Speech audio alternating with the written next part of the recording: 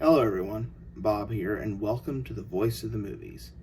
In this week's episode, we are going to look at uh, Waxwork Records' Dawn of the Dead soundtrack. The soundtrack was composed by Goblin.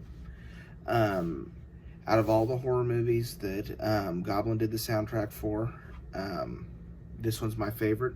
For those of you that don't know, Goblin was like an Italian progressive rock band. Let's look at the packaging and then I'll give you my thoughts. This is the front cover. Open, jack it up. Got the movie's tagline: when there's no more room in hell, the dead will walk the earth.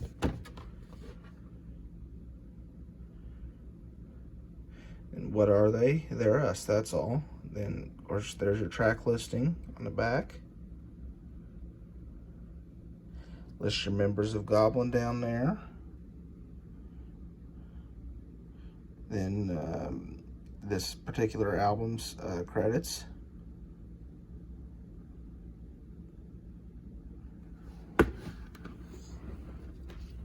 This insert also came with it. There's blank on it back.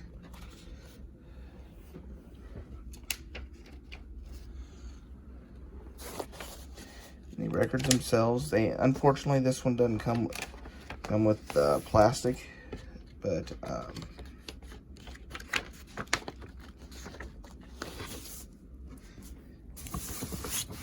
for those of you worried about static, you can buy the kind that are lined with the plastic.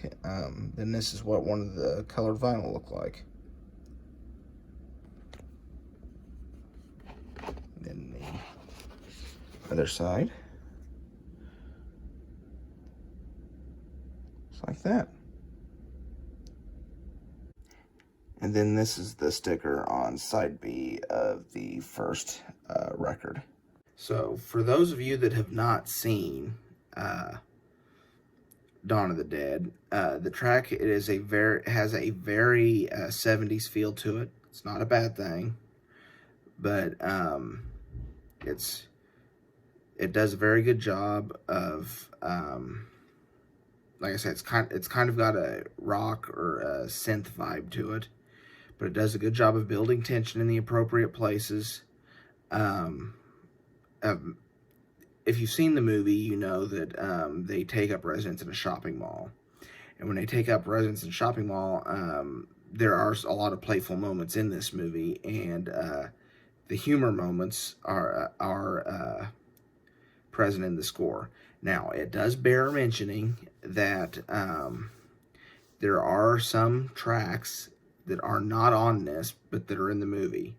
There is another LP out.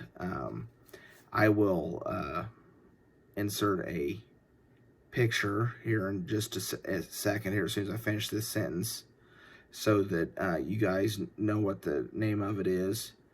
And sorry, don't have better editing skills, but that way you guys know what I'm talking about. There are some tracks, and they are very common little themes that are in this movie that aren't on this, but they are on another release.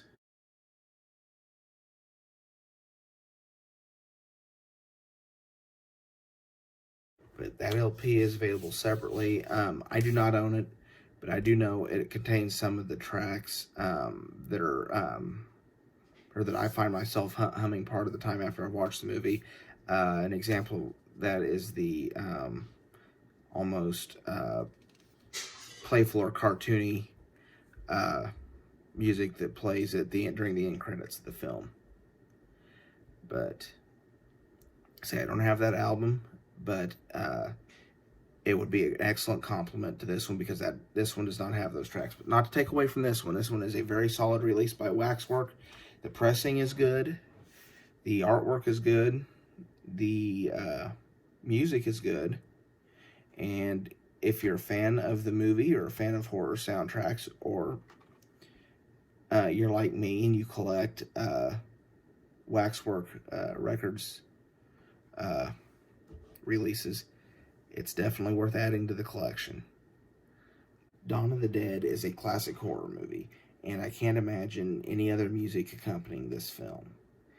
Released in 1978, it does have the misfortune of going up against another classic horror title, and especially a classic horror soundtrack that, while I do prefer that, this one would go on my short list for top 5 horror soundtracks of all time. And I'm not just talking about this album. I have listened to a digital version of the other soundtrack that I don't have, that has the it's called the unreleased recordings.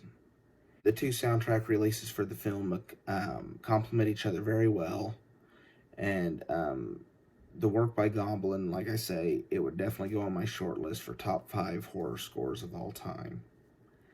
Recommended, and there really just isn't a whole lot else to say. I'll get into I'd have ordered the 4K release that's upcoming for Dawn of the Dead, so I'll be touching on this subject again sometime this fall. But for now, that's all I have. I hope you enjoyed this soundtrack review.